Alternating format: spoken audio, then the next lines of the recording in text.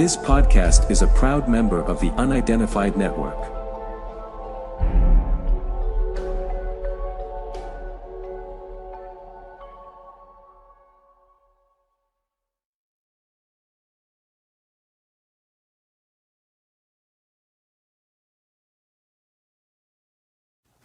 Hello everybody, I'm two-time award-winning YouTuber Shane from Shane's Craft Beer Review, and you're watching CFZ TV. Let's check it out.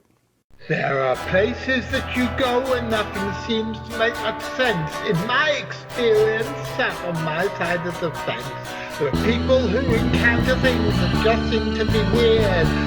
Strange things that everybody hears. It's so strange. The world gone crazy. It's so strange. And it ceases to amaze me. Good afternoon, good morning, good evening, whatever it is where you're watching. Hello, I'm David Scott from the CFZ in Canada. This week we're going to Niagara Falls area and to the town of Thorold to meet with Shane for Shane's Craft Beer.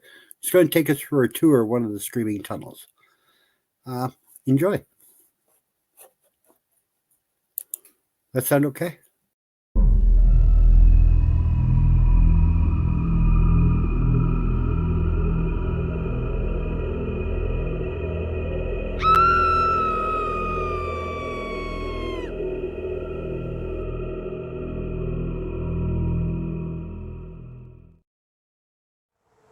There are several different variations of the story. As is to be expected over time, legends do change and the stories do change. But it's just a matter of trying to find the truth from the fiction. Out of all of these stories, except for one, they all come to the same conclusion. Somewhere in the middle of this tunnel, a young girl was burned to death and lost her life. Legend has it that if you stand in the middle of this tunnel at midnight and light a wooden match, the match will get blown up by the little girl and you will hear her screams of agony. That's probably why I'm here in the middle of the day. Our story begins here, just south of the Screaming Tunnel. As you can see, a path behind me leads up a hill, and this is where the supposed farmhouse is that this young girl lived in. I did do a little bit of exploring into the forest, into the woods. I did not find a burnt out foundation, although other people have claimed to have found it. But I could not find any information on where exactly that was.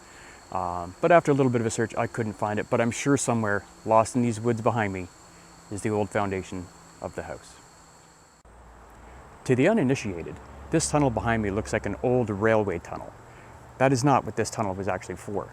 This tunnel was built in the early 1900s, just before the onset of World War I, as a drainage tunnel. There was a lot of farms in this area, and this tunnel was constructed to get the waters away and keep it from flooding. Right above this tunnel, there's a set of railway tracks that used to connect Niagara Falls to big cities such as Toronto and New York City. Over time, this tunnel became a thoroughfare for farmers to get their cattle from one place to another without having to worry about trying to cross over those railway tracks and possibly killing their livestock. Upon first entering this tunnel, even on a warm, sunny October day like I have today, you instantly feel a chill running up and down your spine. It is dark, damp, and the strong smell of sulfur fills the air.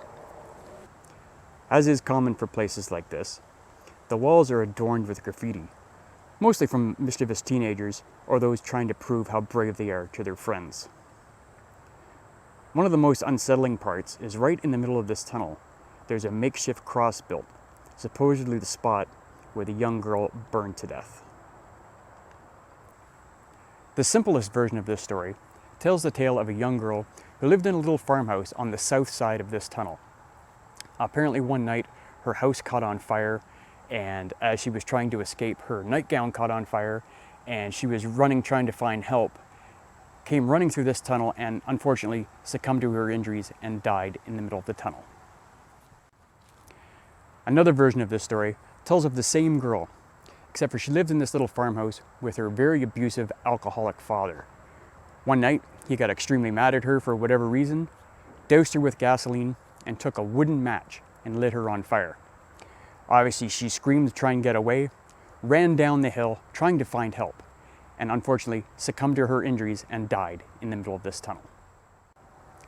Another version of this story, the one I like to refer to as the safe version, tells the story of this family that lives in this farmhouse, and the wife would always be screaming at her husband and her kids, just all the time, be getting really frustrated for whatever reason it happened to be, and sometimes she would just have enough, and she would walk down the hill and stand inside this tunnel and scream at the top of her lungs just to get all out that frustration, and that apparently is the sound that you hear. So that's it, my friends, the Screaming Tunnel. Great place to come for ghost hunters or would-be adventurers and filmmakers. This tunnel was actually featured in the movie The Dead Zone by Stephen King. We think the killer hid around the corner just out the end of the tunnel there. When the poor girl came through, the bastard was waiting for her. Tell the kids not to come through here, damn it. You know, they like to use this as a shortcut to school. And that, ladies and gentlemen, is the story of the Screaming Tunnel. Come down and visit us here in Niagara and check out this hidden gem just on Warner Road. Cheers.